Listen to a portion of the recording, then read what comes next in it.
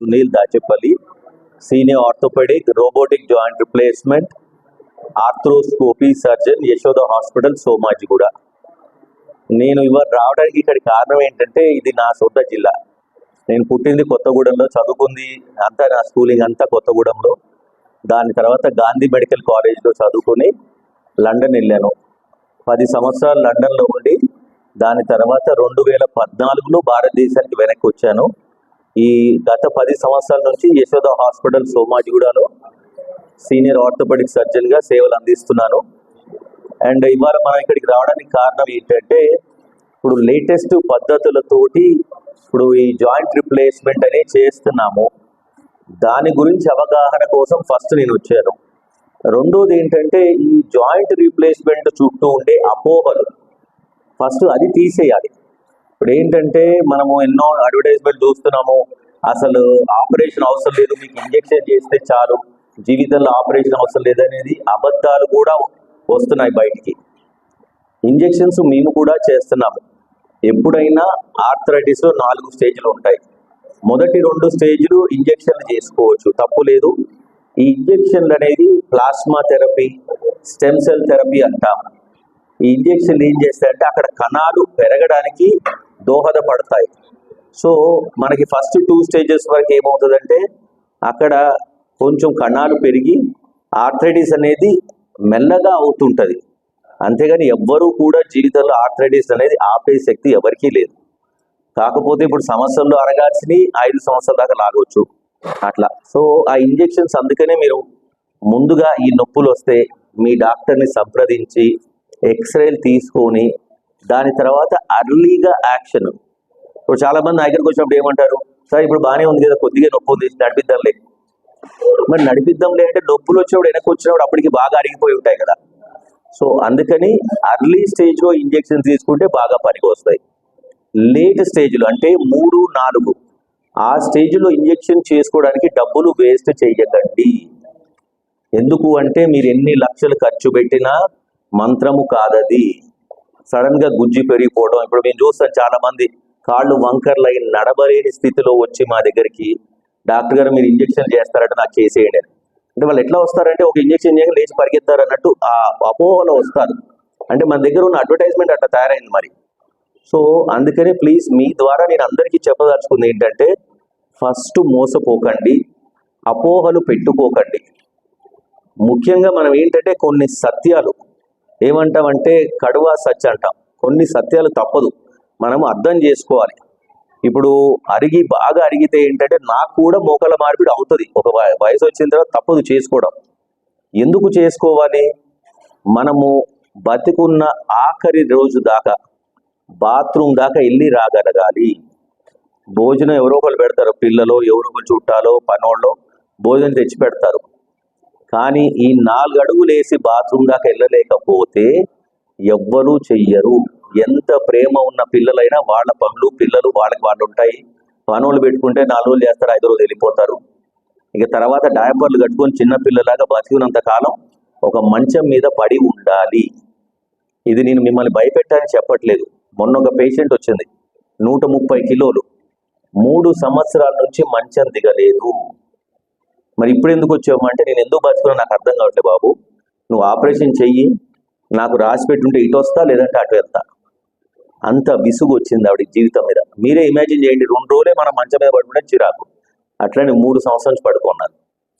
ఏంటంటే అందరికీ అర్థం కావాలి. ఇప్పుడు ఏమంటారా, నేను నడుస్తున్నా కదా, ప్రస్తుతానికి నడుస్తుందిలే, తర్వాత చూద్దాం తోటి ప్రాబ్లం ఏంటంటే మీరు ఒక వయసు పైబడిన తర్వాత మీరు చేసుకోవడానికి వచ్చిన మా దగ్గరికి మీ గుండె కానీ లంగ్స్ కానీ సరిగ్గా లేకపోతే మీరు ఎన్ని కోట్లు ఖర్చు పెట్టినా ఎవ్వరూ ముట్టుకోరు. మోకాళ్ళ మార్పిడి అనేది ఎలెక్టివ్ సర్జరీ అంటాం. అంటే అన్ని ఆలోచించి చేసేది, ఎమర్జెన్సీ కాదు, అర్ధరాత్రి పరిగెత్తి చేసేది కాదు. సో మేము అన్నీ చూసుకుంటాం. పేషెంట్ ఫిట్గా ఉన్నారు అంటే మాత్రమే చేస్తాము. గుండె చాలా బలహీనంగా ఉంది, డౌట్ ఉంది అంటే ఈ జీవితంలో చెయ్యము. ఒకసారి మేము చెయ్యము అన్న తర్వాత ఇంకా మీ జీవితం దుర్భరం అయిపోతుంది. సో అందుకని ఆరోగ్యం బాగా ఉన్నప్పుడు చేసుకోవడానికి ప్రయత్నించండి. ఇంకొకటి ఇంపార్టెంట్ ఏంటంటే ఆపరేషన్ ఎప్పుడు చేసుకోవాలి. కామన్గా ఏంటి, ఇట్లా ఎక్స్రే పెట్టేసి రిపేర్ చేసే ఆపరేషన్ కాదు. డాక్టర్ చెప్పడు, మీరు చెప్పాలి. డాక్టర్ ఏం చెప్తారు, అరిగింది, ఆపరేషన్ అవసరం ఉంది అంతే, ఇది అర్జెంట్ కాదు. మీకు బాగా నొప్పులుండి రోజువారీ కార్యక్రమాలు చేయలేకపోతున్నారు, అప్పుడు ఆపరేషన్ చేసుకోండి.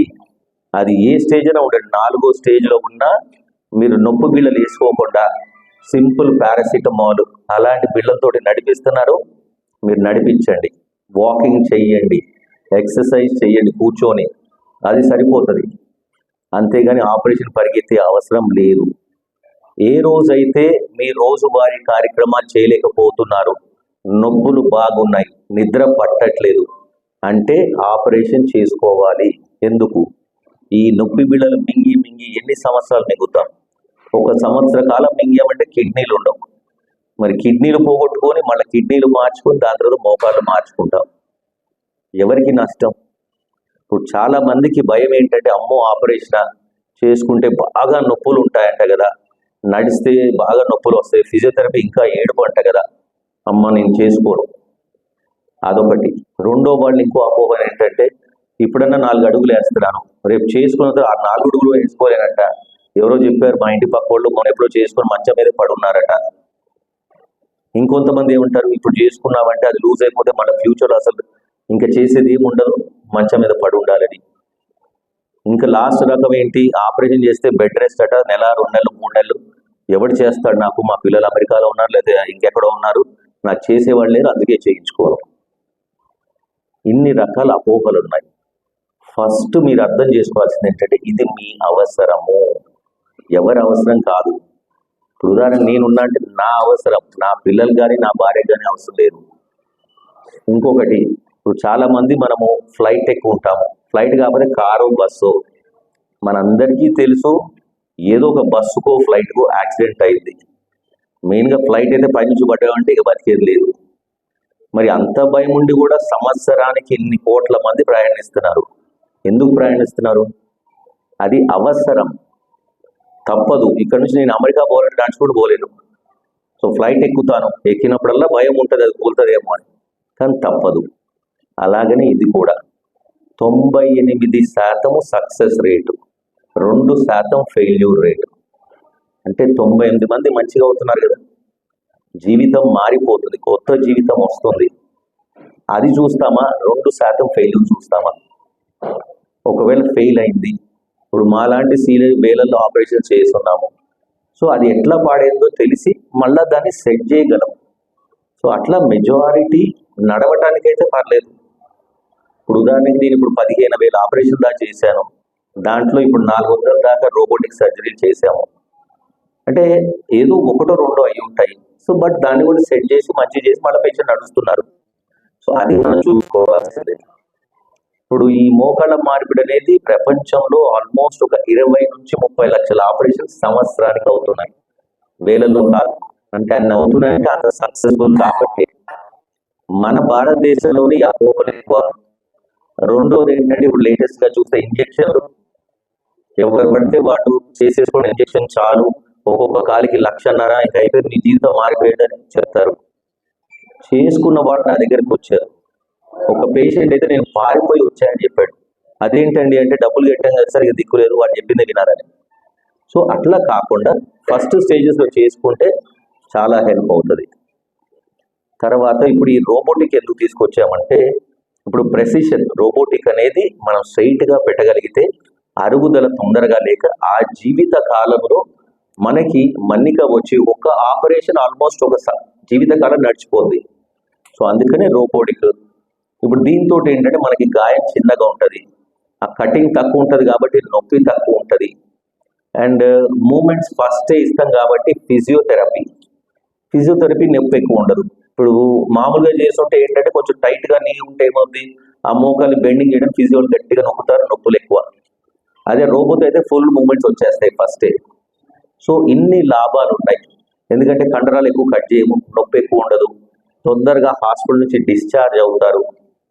ఇప్పుడు మొన్న ఉదాహరణకి నాకు గౌహతి నుంచి నాకు ఒక పేషెంట్ వచ్చింది, 2 వైపులా పార్షియల్ నీ అని చేస్తాం, అది కూడా ఒక లేటెస్ట్ పద్ధతి. మొత్తం మోకాల మార్పిడి కాకుండా పార్షియల్ నీ అని కూడా చేస్తాము. అంటే ఎంత అడిగిందో అంతవరకే. ఆవిడికి 2 వైపులా పార్షల్ని సోమవారం రాత్రి 10:30కి అయిపోయింది. బుధవారం మధ్యాహ్నం ఆవిడ అడిగింది, మేము ఇంక వెళ్ళిపోవచ్చు హాస్పిటల్ నుంచి అని ఆవిడ అడిగింది. అంటే అప్పటికి ఆవిడ లేచి నడవటము, బాత్రూమ్కి వెళ్ళటము, మెట్లు ఎక్కడ అన్నీ చేసుకుంది 2 రోజుల్లో. అది మనకి రోబోతో ఉన్న అడ్వాంటేజ్. సో అందుకని ఇవాళ మేము ఖమ్మం వచ్చింది, ఎందుకంటే ఇక్కడ ఖమ్మంలో డాక్టర్స్ చాలా మంది ఉన్నారు, మంచి నైపుణ్యత ఉంది. ఇప్పుడు మీరు లక్కీ, చాలా మంది అంటే నెంబర్ ఆఫ్ డాక్టర్స్ ఖమ్మం చాలా మంది ఉన్నారు. అండ్ నాది కూడా ఈ జిల్లానే కాబట్టి నాకు ఐడియా ఉంది, అందరూ పరిచయస్తులే. సో ఇప్పుడు ఆ రోబోని నేను అనుకున్నాను ఇక్కడికే తెచ్చి వాళ్ళకి ఆ ట్రైనింగ్ ఇస్తే ఇంకా వాళ్ళ నైపుణ్యం పెరగవచ్చు అనే ఉద్దేశంతో వచ్చాము. ఇవాళ మన దగ్గర సార్ ఉన్నారు, ఆయన ఆల్రెడీ రోబోటిక్ సర్జరీ చేసుకున్నారు.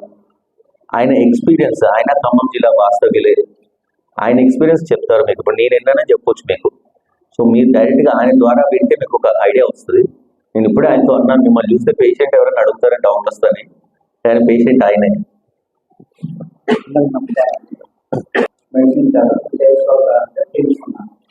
తెల్లారే నటించారు. రెండో రోజు మంచి హ్యాపీగా ఉన్నాను. సార్ మాకు చాలా ఓపిక చేస్తుంది, పోయినా రెస్పాన్సిబిలిటీ బాగుంది, చాలా మంచి వాళ్ళు సార్ నాకైతే మంచిగా చేశారు సార్. Thank you. అది అందరూ చేయించుకోవచ్చండి, భయపడాల్సిన అవసరం లేదు. నాకు ఎందుకంటే అనుభవించున్నా కాబట్టి చెప్తున్నాను, బాగా నొప్పులు వచ్చేది, నిద్రపోయేవాడిని కాదు. ఇప్పుడు రోబోటిక్ చేయించుకున్నాక నా కాలు చాలా మెట్టుకు హ్యాపీగా. ఇప్పుడు పొద్దున్నే 4 స్టేర్ మెట్టుకు వచ్చాను. సార్ వల్ల సార్ వస్తుందని వచ్చాను, సార్ కోసం వచ్చాను. సార్ బాగా చేస్తారు. సో అందరూ చేస్తాను, అందరికి చెప్పాను. మా ఖమ్మం జిల్లాలో అందరూ మన పరిచయం అందరూ కావాలని సార్ కావాలని తీసుకొచ్చాను. మా సిస్టర్స్ వచ్చారు ఇద్దరు, వాళ్ళు కూడా చేయించుకున్నారు. చూసినాక ఇద్దరు వచ్చారు, ఇప్పుడు మా సిస్టర్ కూడా వాళ్ళు కూడా చేయించుకుంటాను. అందులో